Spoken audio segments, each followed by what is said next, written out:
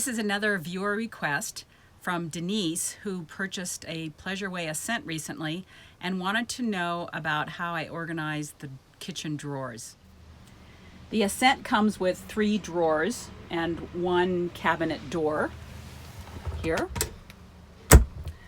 In the bottom drawer is where I keep the most essential thing, which is chocolate. And if you're ever looking for a really good brand of hot chocolate, Land O'Lakes makes this one. It's mint flavor, which we like. And I've only found it at one store up here in South Lake Tahoe, which is Rayleigh's. I've never found it in any other stores anywhere. But you can order it online if you want to try it. And I keep coffee mugs, which we really don't use very much because we're mostly using insulated mugs so that we don't spill. But sometimes it comes in handy. Oh, actually, if you want to make one of those desserts where you cook, it's like a chocolate cake that you put in the microwave. That's what we use those for. And then we each have a cup for drinking water or whatever. I have a few spices here, some brown sugar, some vanilla, my stevia, and an assortment of plastic bags.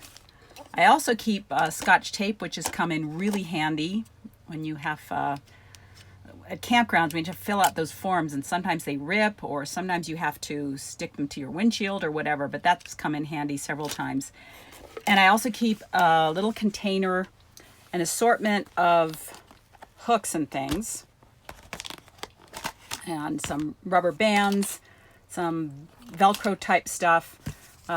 You might find on your travels that they'll come in very useful.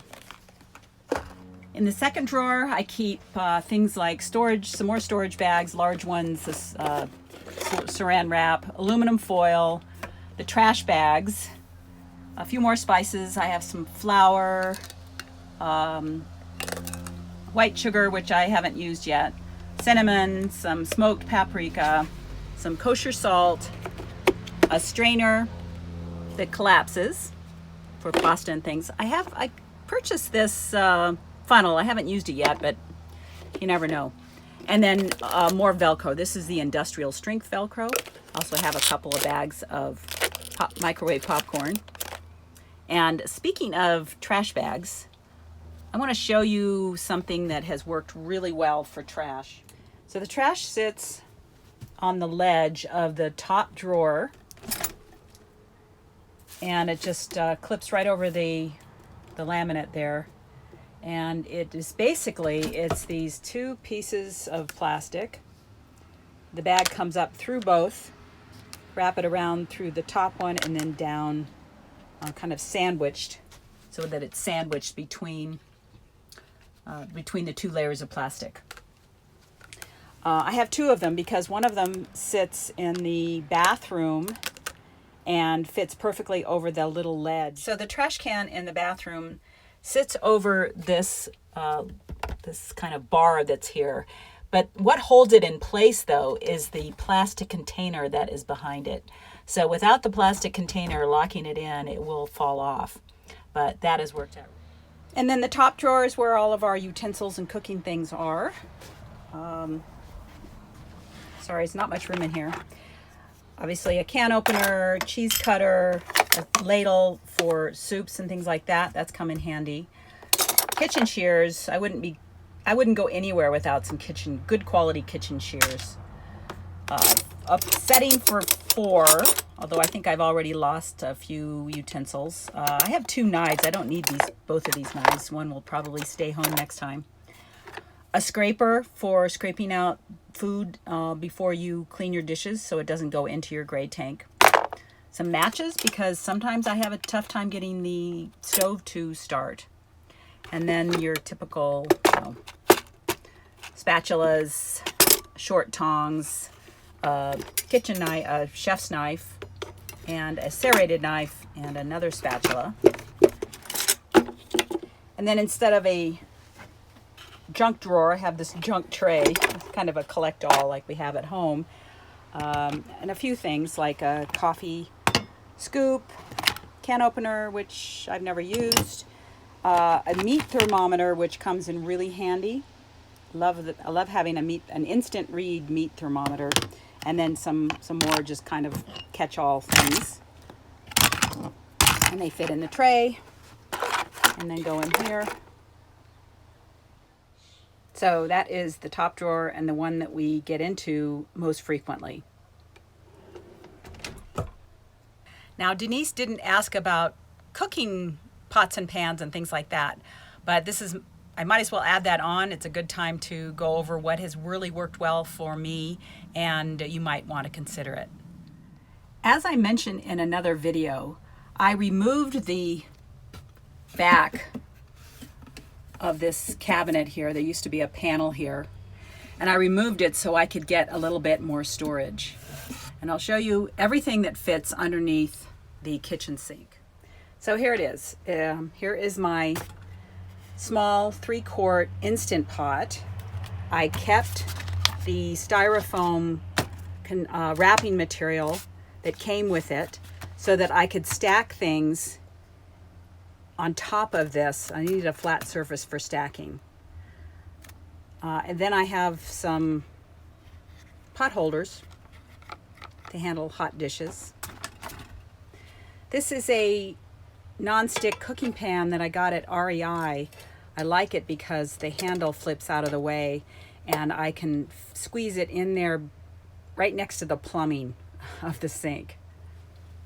Then I have a thermos, and I use that for cooking oat groats. I boil water, I preheat the thermos, I put my oat groats in and boiling water, and it sits overnight, and in the morning it is already cooked. So that's a quick kind of a morning meal. Here is a measuring cup that doubles for a lot of different things, and that's worked out well. This is called a Ridge Monkey. I had to order this online because it's made in the UK and no one in the US sells it. But this has worked out really well. It's great for toasting sandwiches. So all you have to do is flip it over on the burner. So you just flip it over and then toast the other side.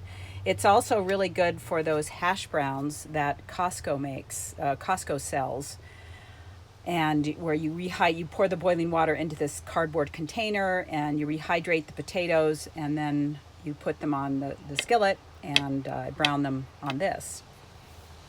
And then the last item, originally I had a tea kettle that I also had gotten at REI. It was small and there was nothing wrong with it, but I probably boil water more than anything else. So I found this tea kettle, this electric tea kettle. It's made by, let's see if I can find it. Here it is. Hario, Hario. Got it online. It was really inexpensive. And it boils water super fast. And I just have really loved this thing. So that's a permanent addition to our cooking equipment. And so now I'm going to put it all back together and show you what it looks like inside of the storage cabinet. Oh, I almost forgot to show you my favorite pan. This is a Swiss product. They're quite pricey, but they're really insulated. Inside of it, I nest 2 bowls and 2 small plates. It's says 1.5 liters in here, and let me see if there's a name on it because I always get it wrong. Oh, it's Durotherm, and I also ordered that. I have several at home that are larger size, but this one has proven to be perfect for just 2 people. And then I also have, of course, 2 large plates. But I am not at all opposed to using paper plates, especially when you're boondocking and you're short on water. And a few more things I almost forgot, but you need some storage containers for leftovers or things like that, fruit, whatever, and something to microwave in. So I found these stackable, collapsible bowls. They go in the microwave, and a mixing bowl. If you're making, any kind of batter or something like that, it's nice to have a mixing bowl or even a salad. And those are the things that go into the microwave. I keep all my storage kind of things in the microwave. Okay, so here it is all in the shelf.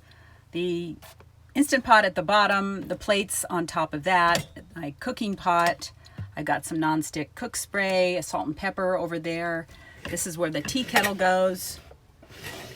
And the thermos is here. The fry pan is way back here, tucked in there. And the base of the kettle is down here. The cord wraps up. There's still some room for a few more things that I do fill up, and it's worked out really well. Okay, Denise, I hope that's been helpful. I hope it's helped a few people. And remember, though, that half the fun of having a new rig is kind of discovering things on your own, and you will make mistakes and buy things you probably don't need, but you'll finally settle on things that work well for you. So that's it for now, and thank you very much for watching.